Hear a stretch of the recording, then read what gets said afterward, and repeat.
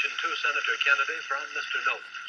Senator Kennedy, in connection with these problems in the future that you speak of and the program that you enunciated earlier in your direct talk, you call for expanding some of the welfare programs for schools, for teacher salaries, medical care, and so forth, but you also call for reducing the federal debt. And I'm wondering how you, if you're president in January, would go about paying the bill for all this. Does this mean I did not advocate reducing the federal debt because I don't believe that you're going to be able to reduce the federal debt very much in 1961, 2, or 3. I think you have heavy obligations which affect our security, which we're going to have to meet.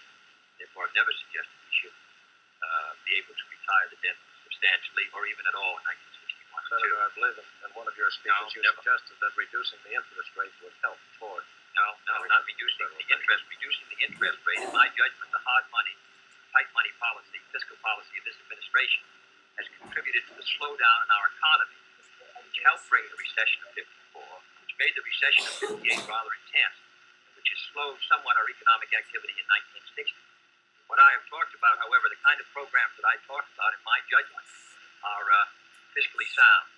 Medical care for the aged, I would put under Social Security. Vice President and I disagree on this. The program, the Javits-Nixon or the Nixon-Javits program, would have cost, if fully used, just $600 million by the government per year and $600 million by the states. The program which I advocated, which failed by 5 votes in the United States Senate, would have put medical care for the aged in Social Security and would have been paid for through the Social Security system and the Social Security tax. Secondly, I support federal aid to education and federal aid for teacher salaries. I think that's a good investment. I think we're going to have to do it. And I think to keep the burden further on the property tax, which is already strained in many of our communities, will ensure, in my opinion, that many of our children will not be adequately educated and many of our teachers not adequately compensated. There is no greater return to an economy or to a society than an educational system second to none.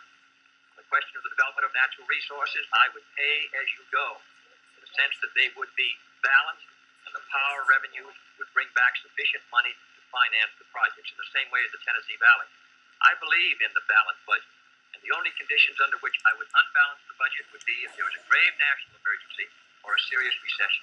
Otherwise, with a steady rate of economic growth, Mr. Nixon and Mr. Rockefeller in their meeting said a 5% economic growth would bring by 1962 $10 billion extra in tax revenue.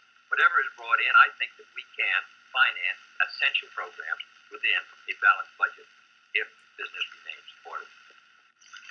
Yes, I think what Mr. Noble was referring to was not one of Senator Kennedy's speeches, but the Democratic platform, which did mention cutting the national debt. I think, too, that it should be pointed out that, of course, it is not possible, particularly under the proposals that Senator Kennedy has advocated, either to cut the national debt or to reduce taxes. As a matter of fact, it will be necessary to raise taxes.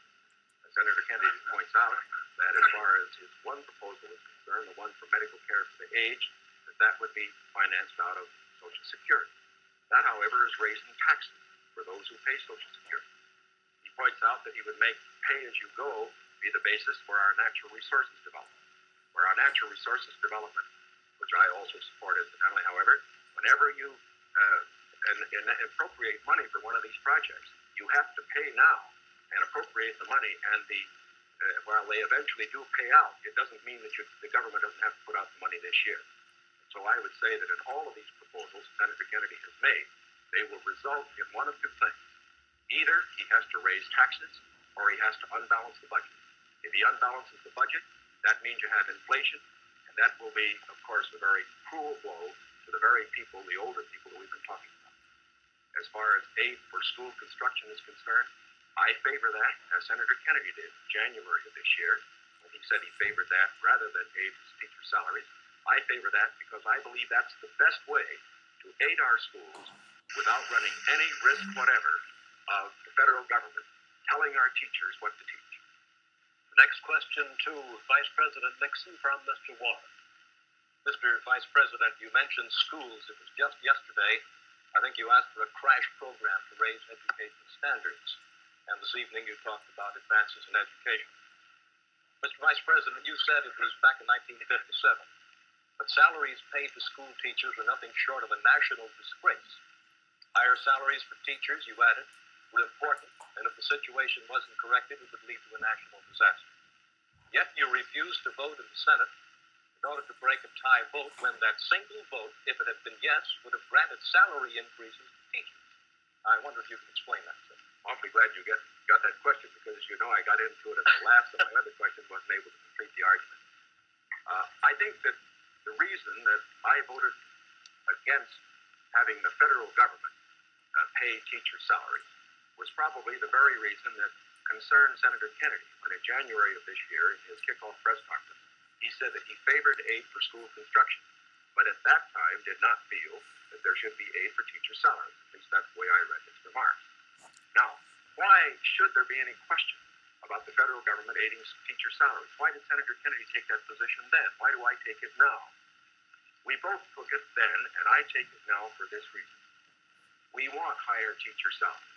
We need higher teacher salaries. But we also want our education to be free of federal control. When the federal government gets the power to pay teachers, inevitably, in my opinion, it will acquire the power to set standards and to tell the teachers what to teach. I think this would be bad for the country. I think it would be bad for the teaching profession. There is another point that should be made. I favor higher salaries for teachers. But as Senator Kennedy said in January of this year in the same press conference, the way that you get higher salaries for teachers is to support school construction, which means that all the local school districts in the various states then have money which is freed to raise the standards for teacher salaries.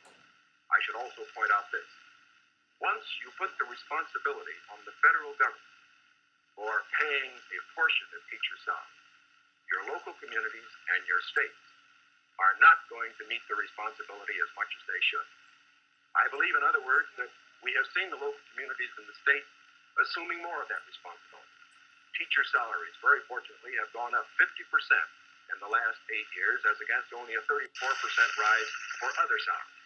This is not enough. It should be more.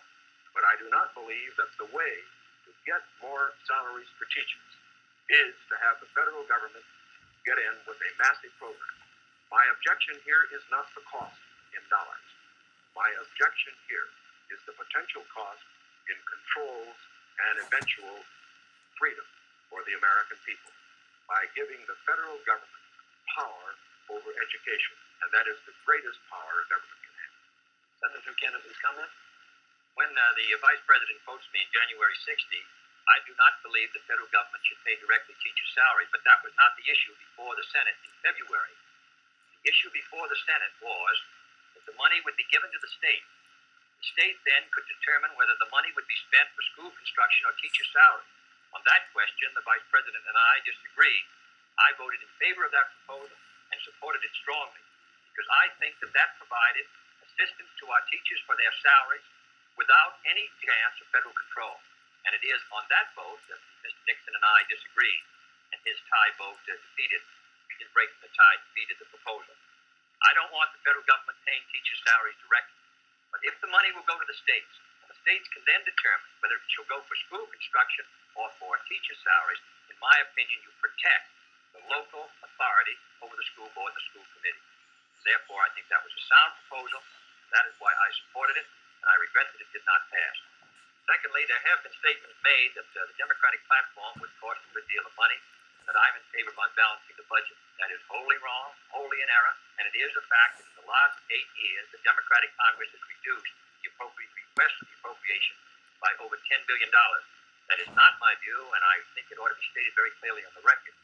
My view is you can do these programs, and they should be carefully drawn within a balanced budget if our economy is moving